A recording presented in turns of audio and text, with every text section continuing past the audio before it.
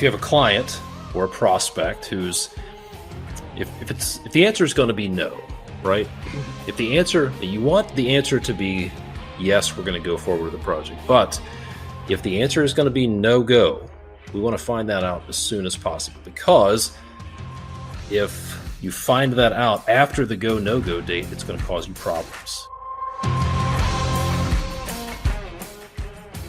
Welcome to the Construction Leading Edge podcast from constructionleadingedge.com. My name is Todd Dawalt, and our mission here at Construction Leading Edge is to help you systematize your construction business so it becomes a source of freedom, impact, and wealth. And here's what we're going to be talking about today.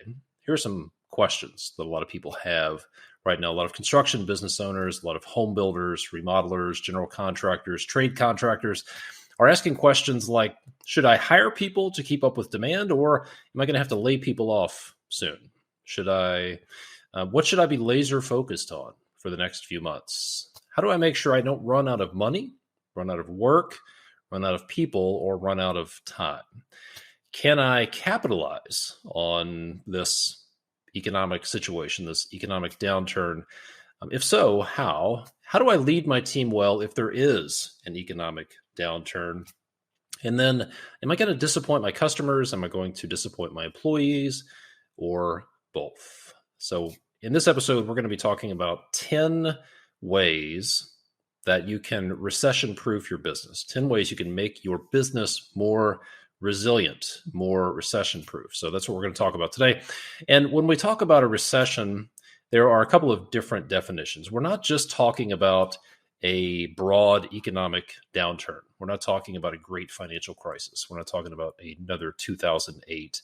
We're not just talking about two successive quarters of GDP decline, or whatever the true economic definition of a recession is. We're talking about any big shock to your company's system. There's a great book out there called Rock the Recession. I interviewed Jonathan Slane, one of the co-authors, twice on this podcast. It's probably a good time to check that out.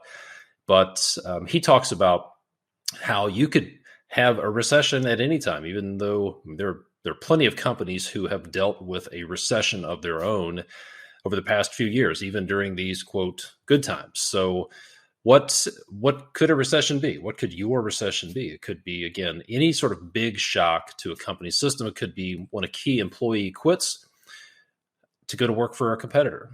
Then you are in a recession. When a big project cancels and you don't have anything to backfill it, and you have a sudden bubble in your schedule, then you are in a recession. If something happens to you and you are the business owner and the business can't run without you, then your company, your business, and your family is in a recession. All of which is to say this: if you're in business, at some point you are going to experience a recession. You're going to experience a big shock to your business. It's guaranteed. That's why it's important to take some time and think about, how can I recession-proof my business? So that's what we're going to talk about. We're going to run through these very quickly, and then I'll share with you how to do a deeper dive with a webinar that I did recently on how to recession-proof your business. So number one of the 10 tips, number one is to drive your cash flow. Rule number one during a recession is don't crash the company. And the best way to crash your company is to run out of cash. Doesn't matter how profitable your work is. It doesn't matter how much work you have in backlog, how many contracts you've signed, how much profit you have on the books. If you run out of cash, none of that matters. So here's the deal. Recessions can often lead to slimmer profit margins, which can make maintaining a healthy cash flow tricky, to say the least. So let's get uncomfortably real for a minute. If the cash flow dries up, that's likely the end of your business. That's it. Period. If the cash flow dries up, that's going to be the end of your business. So to survive a recession, it's essential to plan ahead for ways to cushion your cash flow. So I'm not a big fan of being reactive and monitoring cash flow. I'm a big fan of driving your cash flow. That's what we teach our clients with the Revenue Maximizer tool that we've created. So You need to drive your cash flow. That means getting in the driver's seat of your cash flow and forecasting what your cash flow needs are, setting cash flow revenue targets for the future, months out in advance, and then creating execution plans to create the revenue you need, bill for the amount of work that you need to bill for on each project each month. I call it scheduling for revenue. The reality is you need to generate enough revenue to cover your cost of goods, cover your overhead, and then ideally put some net profit away. So you need to drive your cash flow. That's number one. Nothing else matters if you run out of cash. So remember rule number one, don't crash the company, which means don't run out of cash. Number two is when things get tight, when there's a downturn, you need to focus on the bottom line. You may be wondering, should I sell more? Should I focus on top line revenue? What should I focus on? And in this situation, during a recession, you need to focus on the bottom line. Focus on maximizing your bottom line profit, right?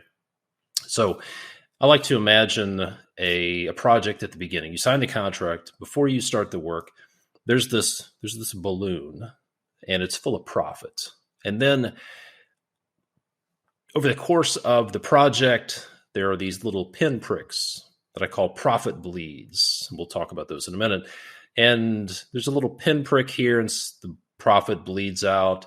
Sometimes there's a little cut, and a lot of the profit bleeds out. Sometimes there is like an RPG round that hits the balloon and just destroys it. And then you end up writing a check to somebody at the end of the project.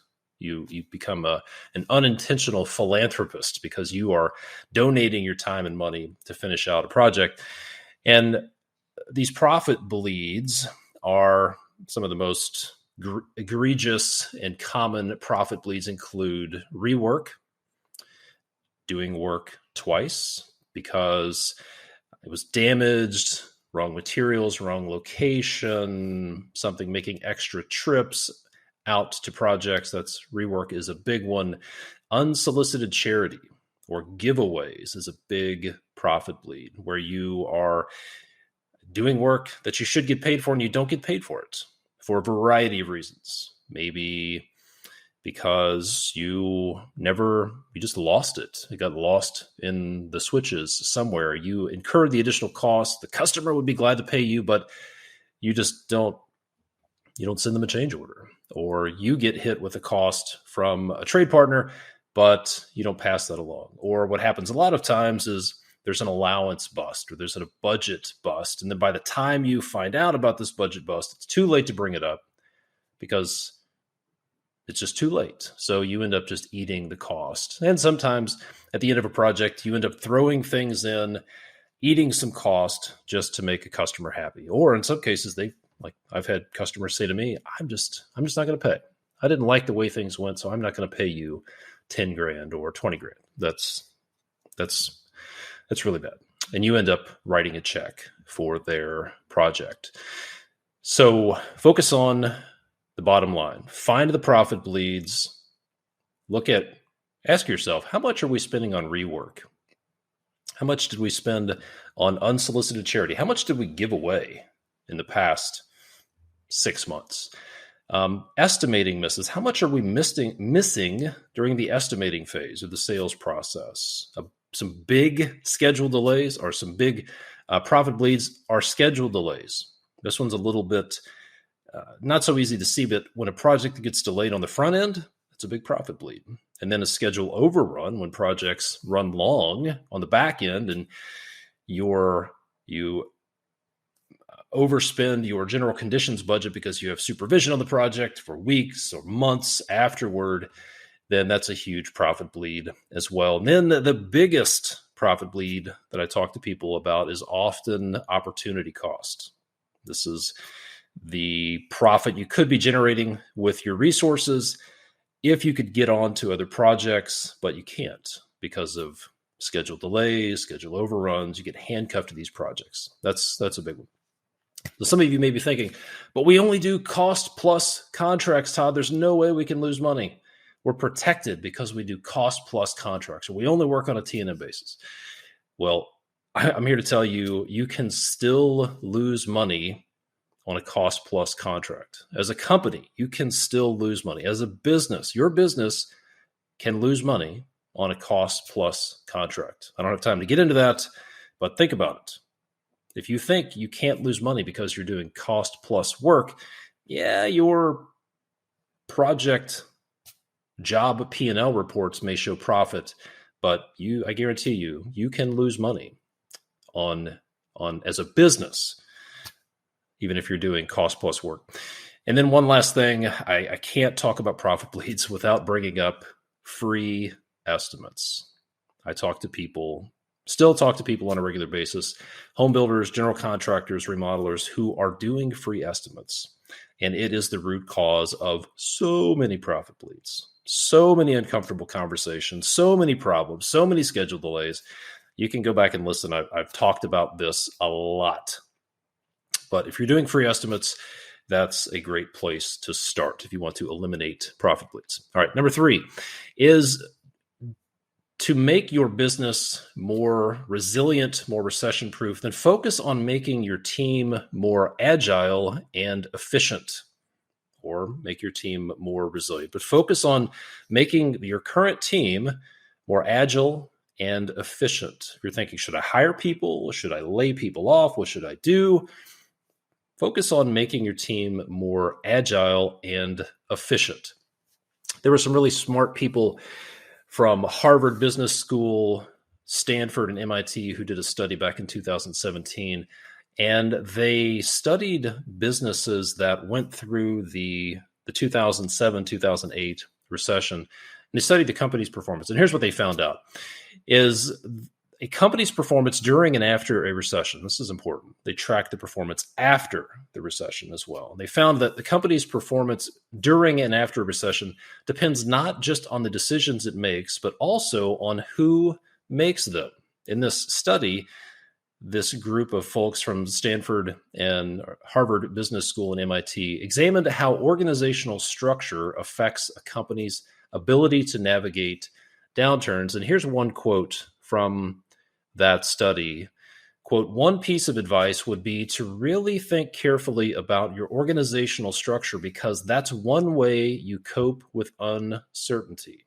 Let me say that again. One piece of advice would be to really think carefully about your organizational structure because that's one way you cope with uncertainty.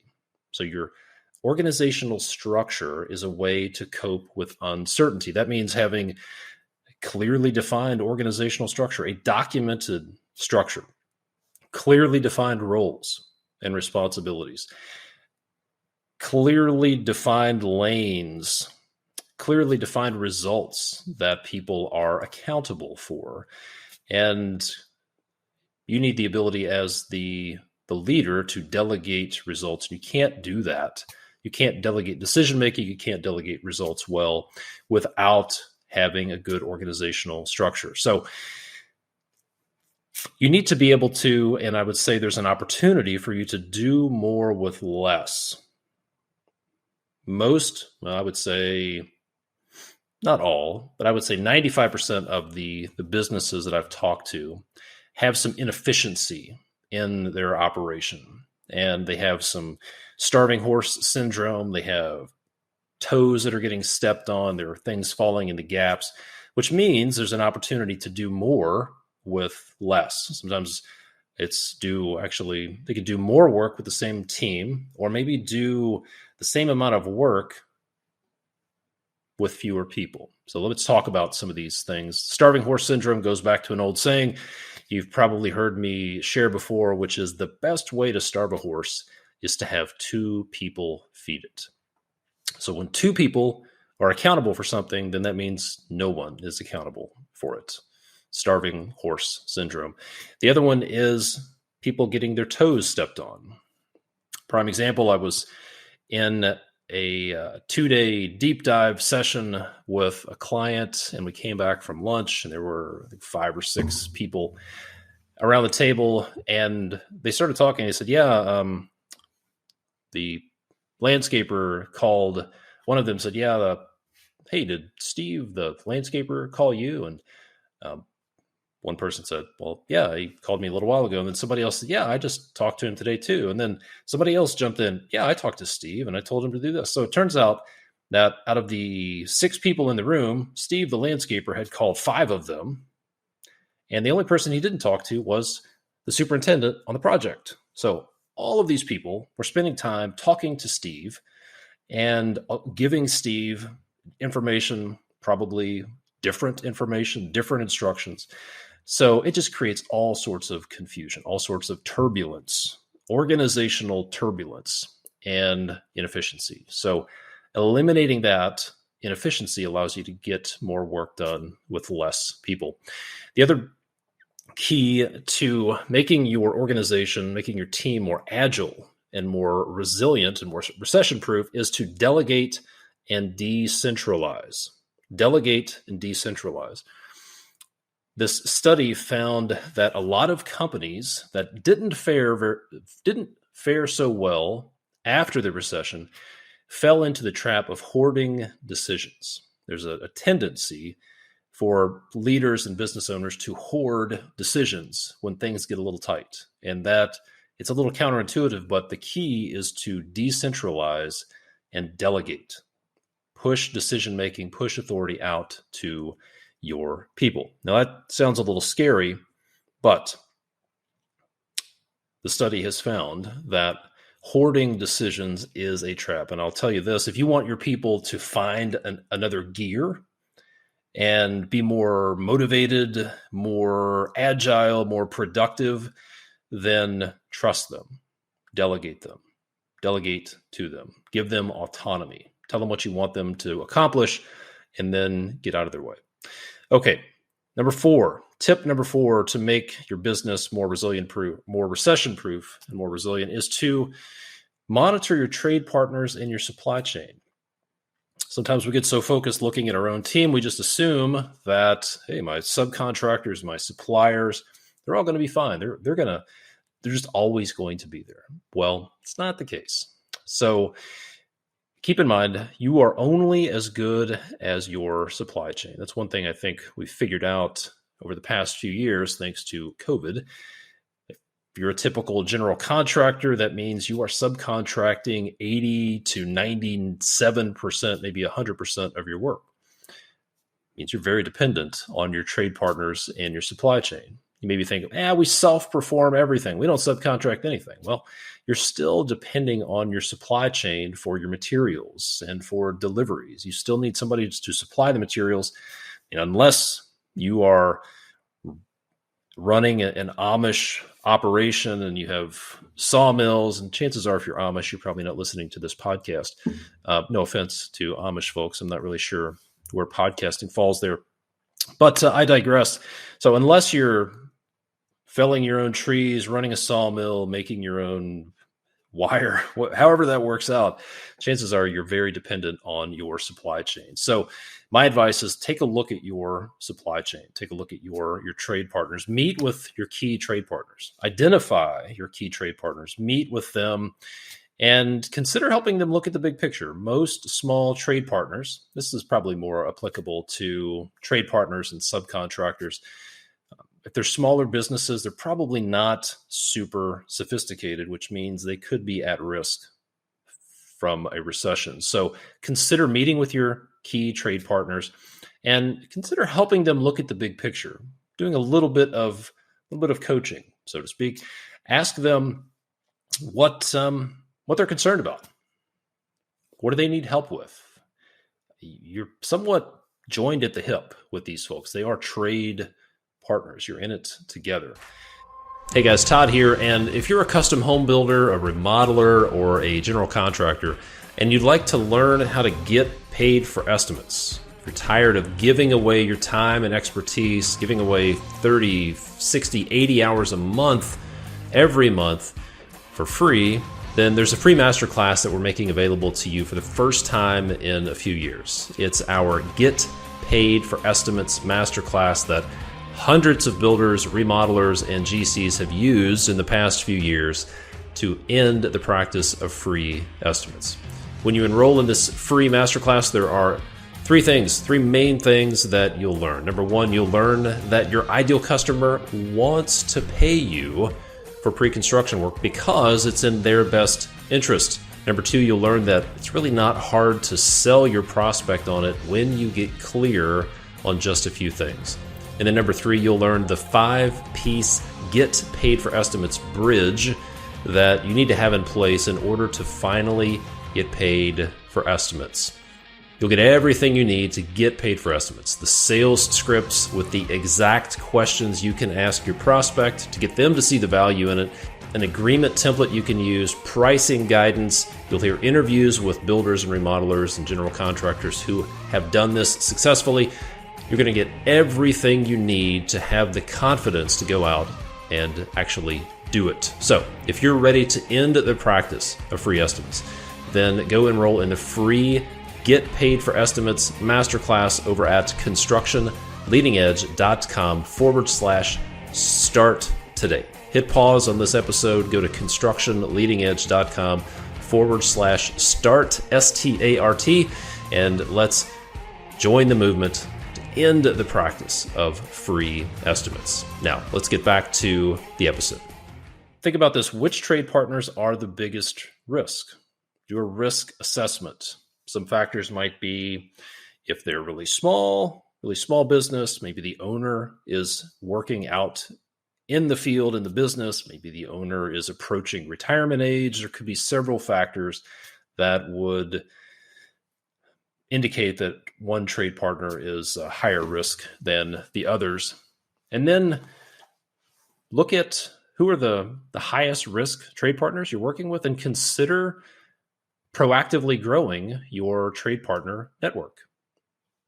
We are really at risk with our plumbing contractor. Maybe we're sending all of our plumbing work to this one guy and he's not interested in hiring people, and his lead times and have grown and his performance has gone down. Those are some indicators that you could have a risk there. So proactively grow your trade partner network. And then if you want to go deeper, you want to go to the H&L, the whole nother level with your trade partners, then consider helping your current trade partners look at the big picture. Sit down with them, help them do some big picture planning, ask them to meet with you and say, let's take a look at the next 3 to 6 months. What does your workload look like? What about your staffing plan? What about your working capital, cash flow? Help them do some of these things. When you help your trade partners become more recession-proof, then you become more recession-proof, right? Now you might be thinking, that's crazy. That's not my job. They're just blankety-blank subcontractors. Could be the case. But I can tell you, if there is a recession, if there is a downturn, then the general contractors of choice are going to get the best service. So just think about the impact that would have on a trade partner. Someone, if you sat down with them and said, hey, we're in this together, we want to help you, and you take that level of interest, then how do you think they're going to respond? Probably pretty well, like most. Okay, next, let's talk about your customers. I'll share a situation, then I'll talk about the strategy. I have a client who had a bit of a local recession, if you want to call it that, happen in 2021. He had a big project lined up. He had been working on this project for months. The project represented about 50% of their annual revenue. It's a huge project. Everything was moving along nicely, moved it through design, through pre-construction. It was a few weeks before they were going to mobilize and start the project, and it was time to sign the contract, and they backed out. And they said, you know what, we're going to wait. And it caused a ginormous bubble in their schedule and had a huge impact because they were planning on that project starting. Everything was moving forward, and they had to scramble to get something else spun up because they found out that this project that was going to occupy months of their schedule just evaporated. So the strategy is to set what I call go, no-go dates with your clients on every project. So just like when you are approaching an intersection that has a stoplight, right? There's a natural point past which when you pass that point, there's a point of no return, and you just have to go on through that intersection. There's no way you can stop in time before you would end up in the middle of the intersection. Airplanes are the same way. When they take off, they hurtle down the runway, and there's a go, no-go point where once they get to that point, it's either take off or stop. And every project has a natural go, no-go date. Every project, every one of your projects has a natural go, no-go date. And if you go past that point, if you let the project go past that point and then you get a no-go, it's going to cause problems. So here's how to determine. One question you can ask to determine what is the natural go, no-go date for a project is this question. If this project is delayed, how long will it take us to spin up another project to take its place? So the question is, if this project is delayed, how long will it take us to spin up another project to take its place? A couple of examples. If you are a handyman, for example, your go, no-go date might be 7 a.m. the day of. If you have a project scheduled, you have a stack of work orders to do, and somebody calls you at 7 a.m. the day of and says, hey, I have to cancel, no problem. That go, no-go date is before you show up. In some cases, it might be when you show up at the job. That's all you need if you're doing really small projects. If you're doing, say, a $10 million custom home or a $10 million commercial build, that go, no-go date is probably more like 3 to 4 months before you start. So establish go, no-go dates on all of your projects, because if you have a client or a prospect who's if the answer is going to be no, right? If you want the answer to be yes, we're going to go forward with the project, but if the answer is going to be no go, we want to find that out as soon as possible, because if you find that out after the go, no-go date, it's going to cause you problems. And you're going to scramble to get something else spun up. More than likely, you're going to have a big bubble in your schedule where you don't have any revenue that you were planning on, and that causes problems. So my advice is on every one of your projects, establish a go, no-go date. Inform the client, hey, we need to have contract signed, all selections made, all of these things finalized before the go, no-go date. And then if that go, no-go date arrives and you don't have what you need, then you move on to the next project and spin it up. Okay. This is going to help you avoid a local recession. Speaking of clients, tip number 6 is to upsell to current and past clients. Right now, some people are thinking, oh, we need to sell more work. How do we get more work in the door? How do we sign up more work? And some of the lowest hanging fruit on the revenue tree comes from your current clients, projects that you are currently working on, maybe even past clients. So some of the highest margin work available to you is to upsell on a project that you're already working on. And not only is it high margin work, but it's also could be high value work to your client. So there are 2 simple words to ask your client during a project at the right phase. I'm not suggesting you do this at the end, but at the right phase of the project, let's say during the design phase, you can ask these 2 words. Then during the pre-construction phase, prior to signing a contract, definitely prior to starting the project, there are 2 words you can ask that will lead to work that is both high margin for you and potentially high value for your client. And those 2 words are, what else? What else? What else can we take care of for you while we're here? What else are you thinking about doing? If you're doing a renovation project, you're going to be isolated. There's going to be a mess going on in your house. What else are you thinking about doing? What else should we have asked you about during the sales process? What else are you considering doing? And then put that into the project. So upsell to current clients and then past clients. If you need sales, your past clients are much lower on the revenue tree, much lower hanging fruit on the revenue tree than someone you don't know. All right, tip number 7 is to focus on your core competencies. Number 7, focus on your core competencies. There are times to pour efforts and money and mental energy and resources into a new path with an unknown return on investment. Sometimes the biggest risks lead to the biggest rewards, right? But during a recession is not one of those times. So if you're wondering, what should I do? What should we do? What new thing should we do to fill in the blank? How can we fill in the blank? Then if you're wondering about that, then there's a very simple strategy that's very, very, very ridiculously simple, but also very powerful. And it's to do more of what's already working.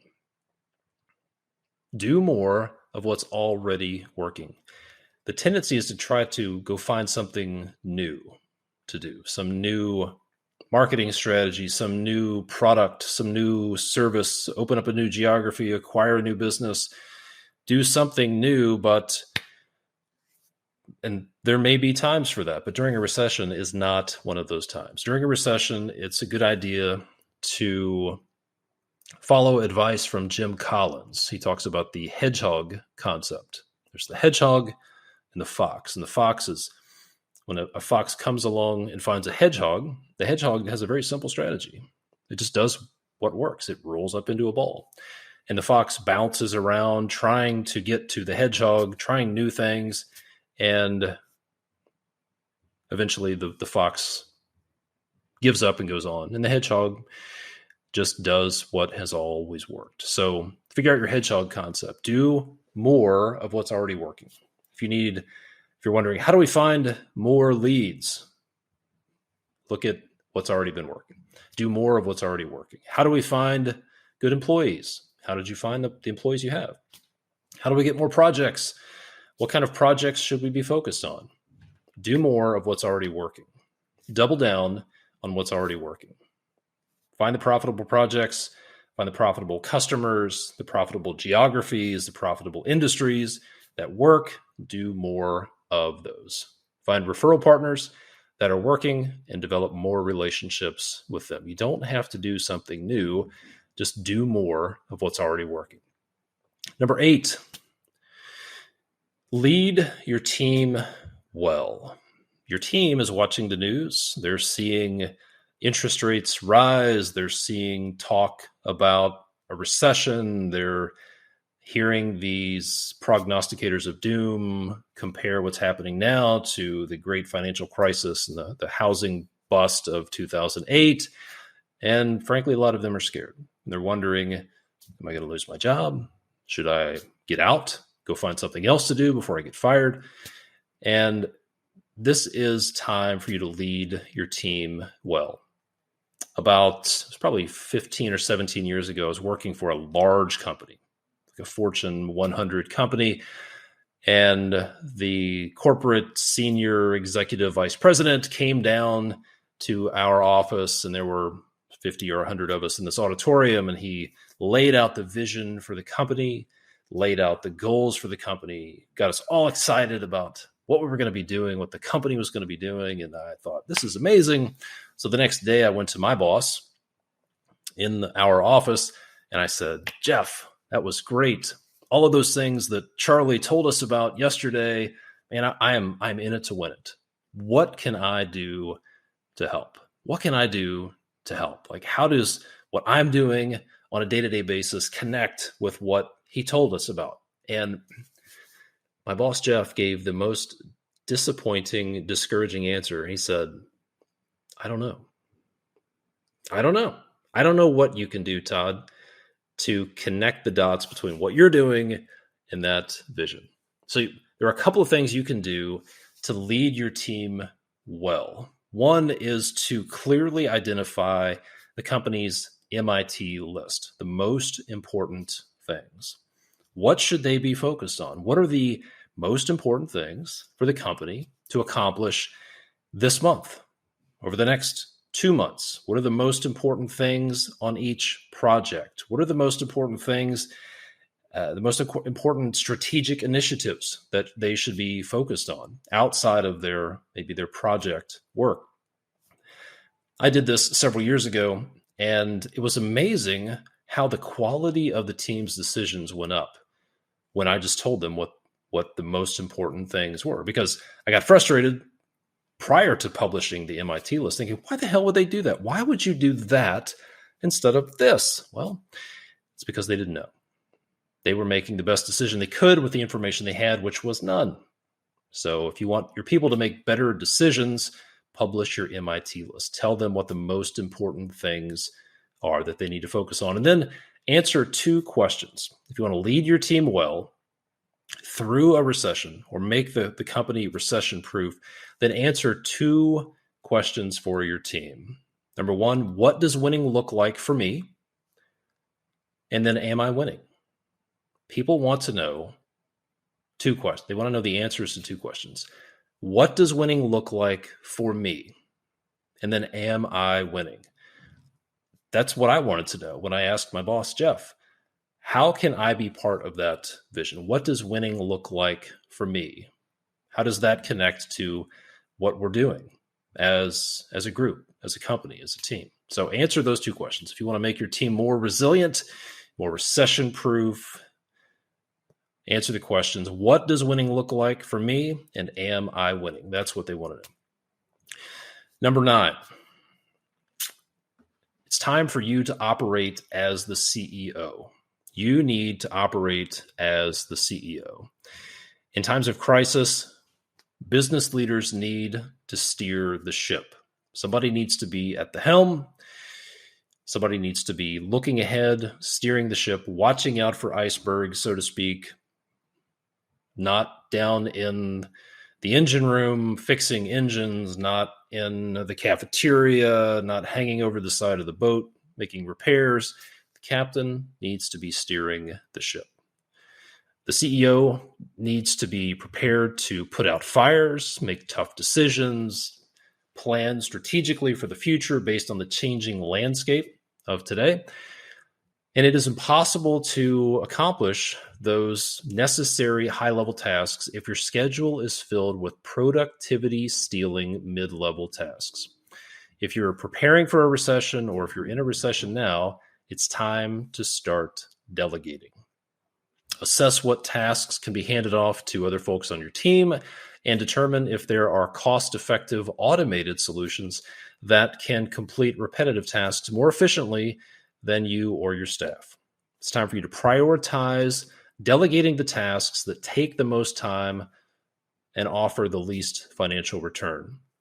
Try to clear your plate of any task that is not within your wheelhouse or that yields little financial gain. As a leader, your time is one of your business's most valuable resources. Make sure you reserve it for the tasks that will deliver the biggest positive impact on your business. We call this your CEO schedule. If you're the CEO, if you're in a leadership position, you need to have a CEO schedule. You need to be in control of your schedule. There are things that need to be done every day, every week, every 2 weeks, every month, every quarter in order to achieve success.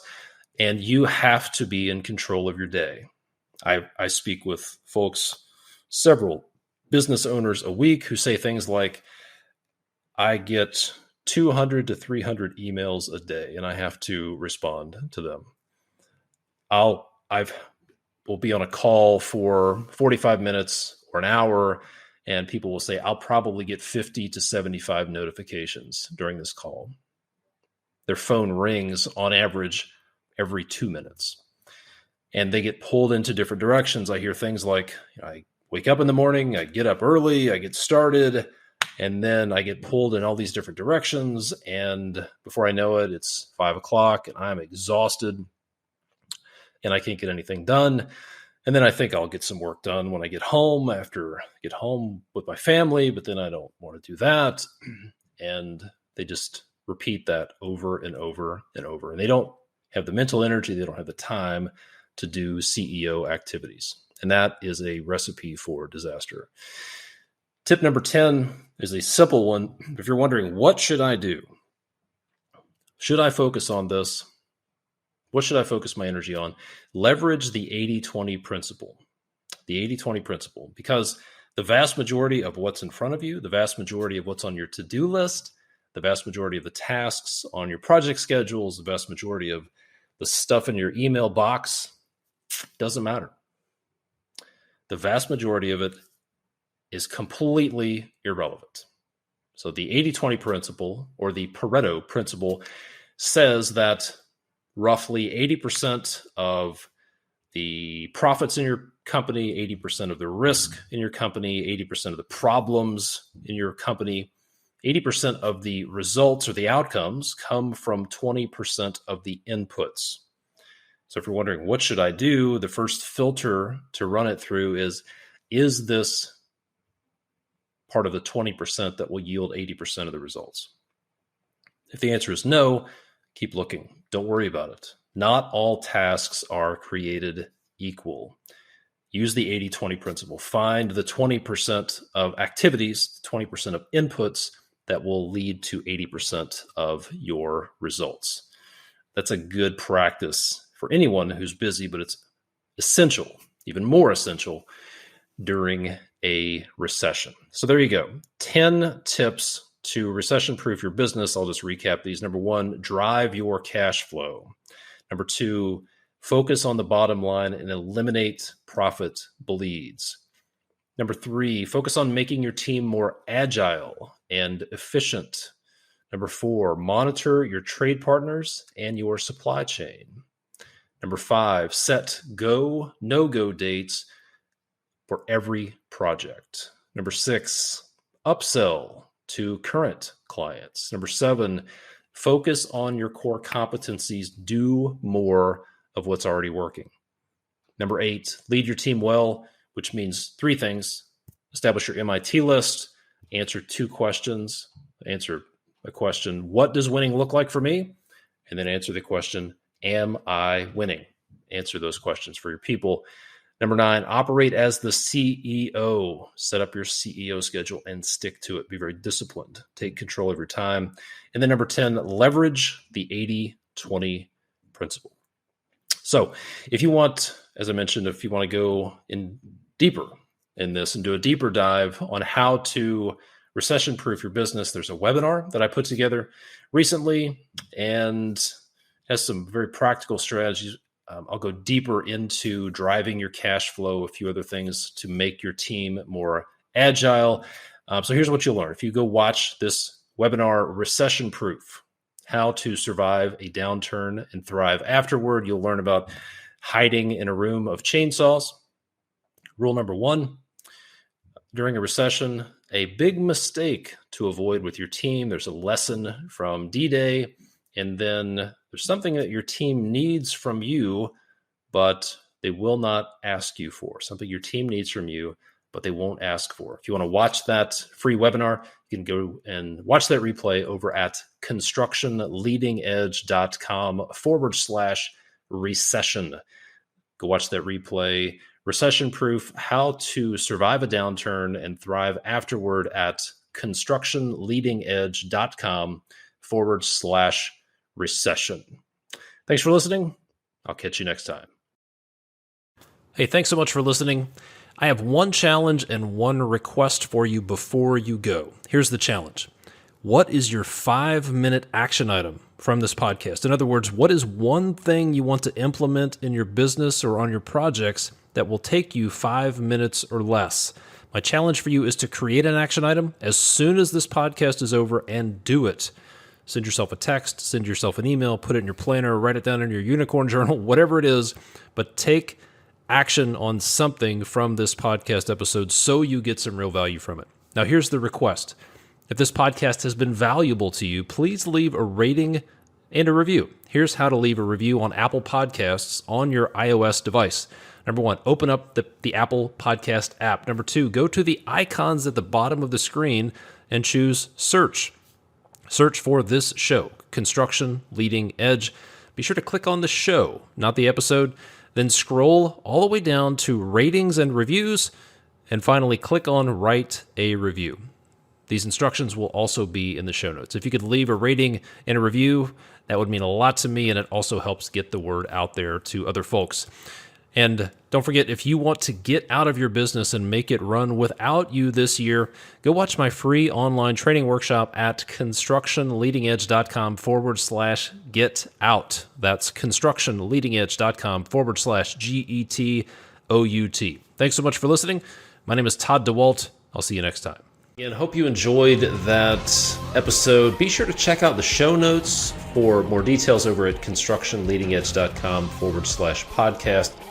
And if you get value out of this podcast, would you do me a favor? Would you please leave a rating and a review on Apple Podcasts or Spotify? And if you're watching on YouTube, please like and subscribe.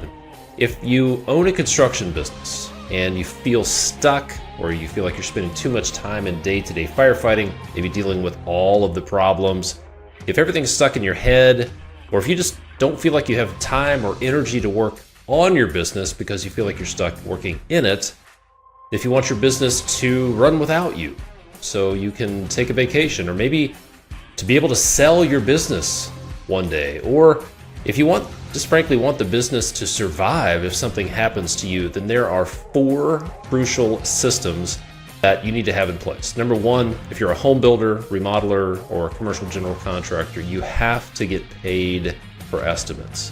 Those free estimates are killing your bottom line, sucking the life out of you.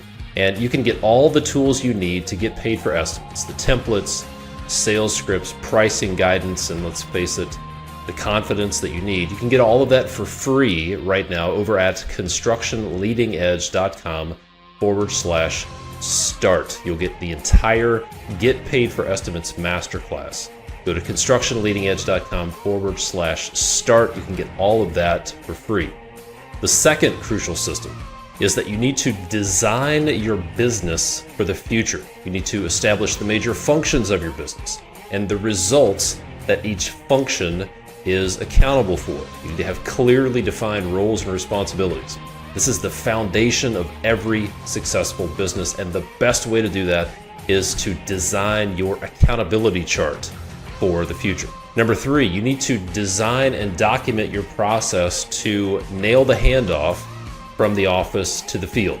This is a very disciplined and documented process that maps out every step of the pre-construction process. Look, companies that are good construction companies are actually good pre-construction companies.